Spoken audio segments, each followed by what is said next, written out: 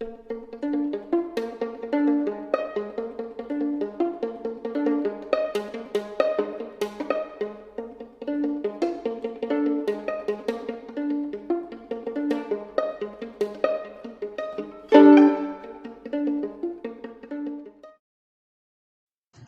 true crime friends. So, this episode really isn't an episode. I just wanted to give you guys just a little taste of this Patreon episode. So, without any further ado, here it is.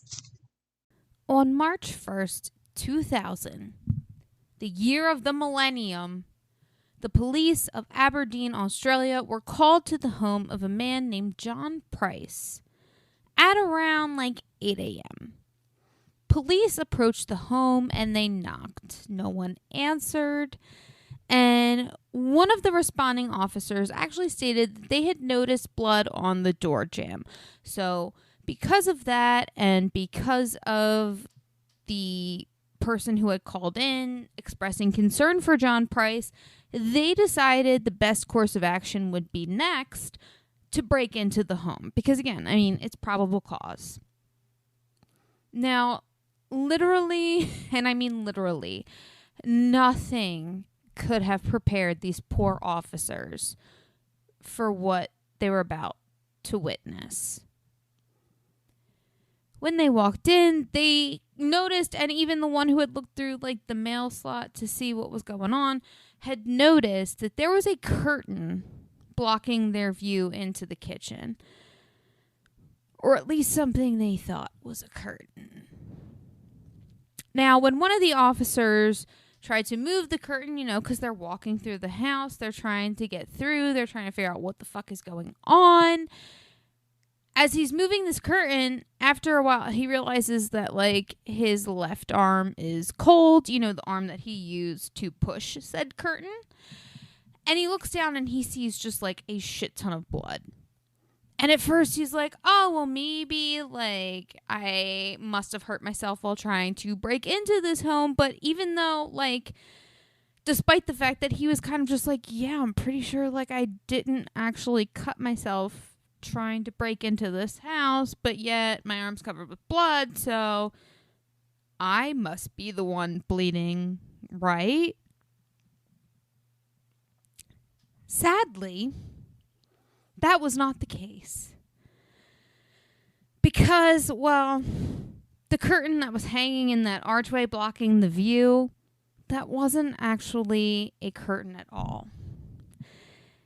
It was John Price's, the man who owned the home, his actual flesh, hanging, minus his head, but hanging from butcher hooks.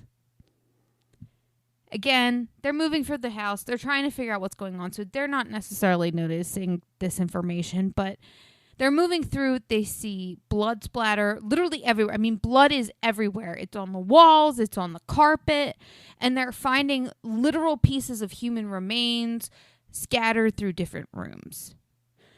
When they get to the kitchen, they notice that there is a pot on the stove, and the stove is on.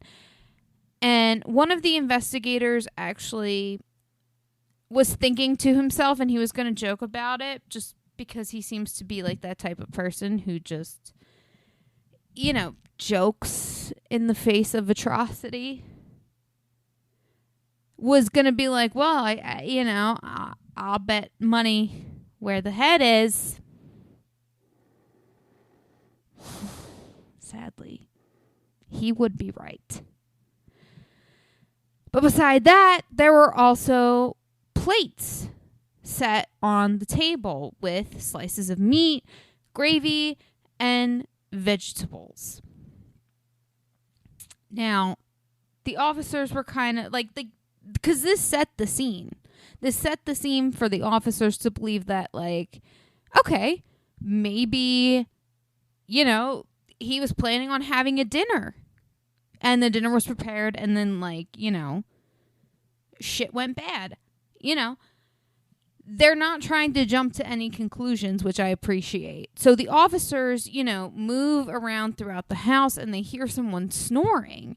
So they go to the room in which they hear this snoring, and they just find more blood and a woman lying on a bed in one of the bedrooms. And even though they try to wake her, she remains unconscious. However, she is alive and not nearly as injured. I mean, there are literally no other injuries to her other than the fact that she is unconscious and unresponsive. The woman that was in John Price's bed was his 49-year-old partner named Katherine Mary Knight. Katherine Mary Knight was born on October 24th in 1955 in Tenterfield, Australia, which at that time was considered to be like a area for like the slaughterhouse workers. Like it was literally like designated that like the people who worked in the slaughterhouse lived here. They also had like a honeymoon area, like where, you know, couples, whether they met at the slaughterhouse, which has another name, I want to say. But I, you know me, I suck at memorizing how to pronounce things. And also, since it wasn't just simply slaughterhouse, I just, forgot.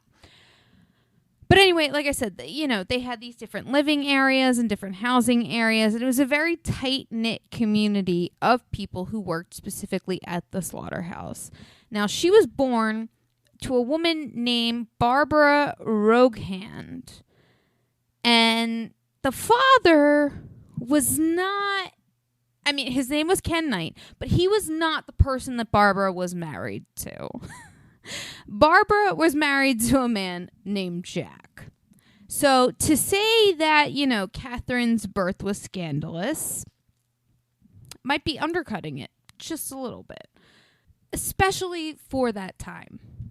Now, and I hate to say this, but I feel like most people born during this time, it would be an understatement to say that they had a rough, or that Katherine and those born during that time period had a rough childhood. But Katherine specifically, like I said, her birth was a scandal because clearly her mother was married to another man and had a child with another, which obviously during that time, not okay. All in all, Katherine had 4 older half-brothers and 3 other siblings, including an older sister. Now, it was said that Katherine and her siblings lived in a very tumultuous home, specifically because of their father. It was said that he would rape Barbara, their mother, multiple times a day, like up to 10 times a day, and in front of the children. And it was also said that he would frequently just beat her, again, in front of their children. Now, if this man is doing to his wife, I can't imagine what the children were experiencing. And it was said that Katherine had even claimed that she had been sexually assaulted by family members up until the age of 11.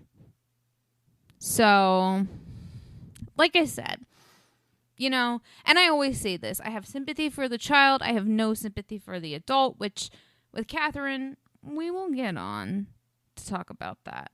But at this current moment in time of Katherine's life in her childhood, of course I feel bad for her. No one wants to have to go through that. No one should, be subjected to physical violence on the daily, but they also should definitely not be exposed to sexual violence on the daily. Like, that's just, even if Katherine herself wasn't being sexually assaulted, the fact of her having to watch her mother being sexually assaulted, like, I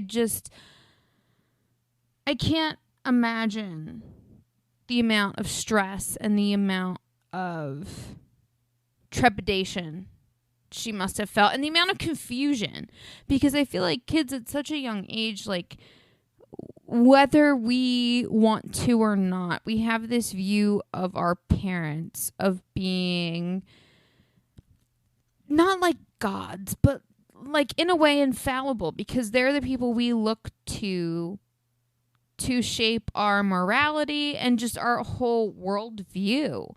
So for the fact that she had just like horrible examples, like I can't even imagine. Like, where do you turn to?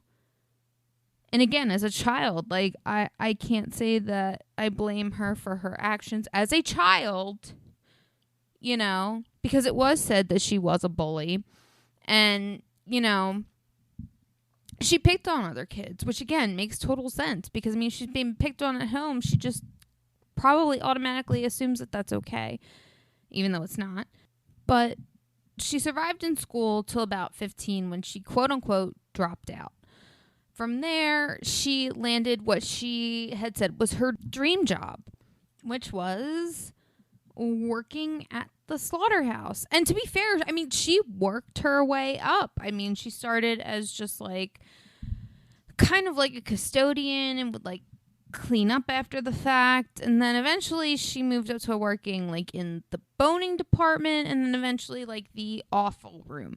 And not to be confused with the word awful as in terrible, we're talking about the word awful spelled OFFAL, which means the preparation of organ meat. So essentially what she would do is, beside from taking out the bones, she also separated the organ meat for, you know, the slaughterhouse so they could sell it and make money. But many people said, like, you know, she was really good at her job and really good at, you know, handling a knife. Some people, there were sources out there that said this, that she would actually hang her knives above her bed. I don't know if it was like a mobile situation. I mean, but that's the first thing that comes to mind. But like, she would hang them over her bed, you know, because, you know, just in case she ever needed to use them.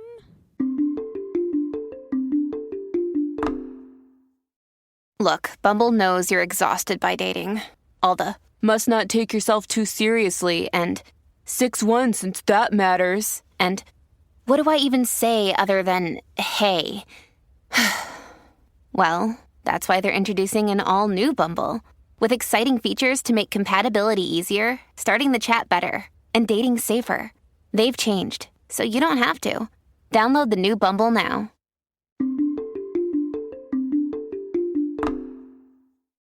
So if you all enjoyed that little taste, which I know is probably really gross to say right now, but if you did, you can go over to patreon.com/Ivory Tower Boiler Room, click the tier you would like to join. It's as little as $5, so I mean, you know, if you could buy me a coffee once a month, that'd be really cool. But from there, you'll be able to have access not to just that episode, but every single Patreon episode that we have out so far. So, like I said, go over to patreon.com/Ivory Tower Boiler Room and become a subscriber today so you can finish the rest of this episode. Thank you so much for listening to the Ivory Tower Boiler Room. Welcome to the fall season.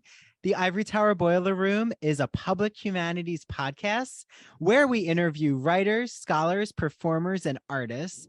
Episodes air on Mondays. I am Andrew Rimby, the executive director. I'm so happy to welcome my team, Mary DePippi, our chief contributor, Kimberly Dallas, our editor, and an amazing fall group of interns. Thank you to this team. Please follow the Ivory Tower Boiler Room on TikTok and Instagram at Ivory Tower Boiler Room. Easy to remember. Our Twitter is at Ivory Boiler Room. And we have a whole new design for our Patreon. It is called the Ivory Tower Boiler Room Cafe, because you're joining us and eavesdropping on our conversations that are unedited videos of all of our Ivory Tower Boiler Room episodes, as if you're eavesdropping in a cafe, overhearing the conversation. Well, talking about overhearing a conversation, hi, Mary.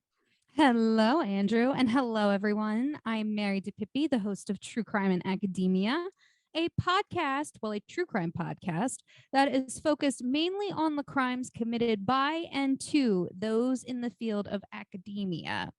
Episodes air every Tuesday at noon. You can follow True Crime in Academia on Instagram and TikTok at True Crime in Academia, and on Twitter at TC in Academia. because Twitter hates extra characters, as we all know. And as Andrew alluded to earlier, we have a Patreon, and True Crime and Academia has exclusive bonus episodes for subscribers.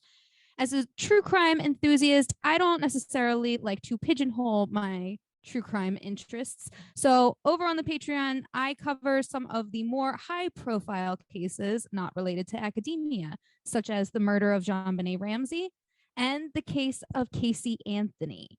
So if you want access to videos like that, go over to patreon.com/Ivory Tower Boiler Room and become a subscriber. Thank you all for joining us. And here's to an amazing fall season. Bye.